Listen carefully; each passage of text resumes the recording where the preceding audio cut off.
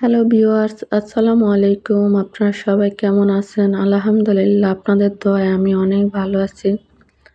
আজ আমি আপনাদের সাথে চালতার আচার রেসিপি শেয়ার করব। আমি প্রথমে চালতাগুলোকে ভালোভাবে কেটে নিলাম।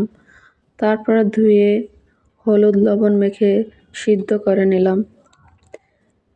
আচারটা করার জন্য আমি কড়াইতে সরিষার তেল, রসুন বাটা, গরম মশলা, তেজপাতা, চিনি এবং স্বাদ মতো লবণ দিয়ে দিলাম। মশলাটা ভালোভাবে কষিয়ে আসলে এবং লালচে লালচে ভাব চলে আসলে আমি সিদ্ধ করে রাখা চালতাগুলোকে দিয়ে দিলাম। চালতার আচার করতে প্রায় অনেক সময় লাগে। আমি চুলার হালকা আঁচে আচারটা করে নিতেছি। চালতার কালারটা যখন সুন্দর হয়ে আসবে, আচার লালচে লালচে ভাব চলে আসবে, তখন আমি শুকনো মরিচের গুঁড়ো আর ভেজে রাখা পাঁচফোড়ন দিয়ে দিলাম।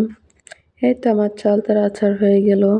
ভিডিওটা কেমন লাগলো সবাই জানাবেন। যদি ভালো লাগে থাকে তাহলে লাইক কমেন্ট শেয়ার করবেন। আল্লাহ হাফেজ।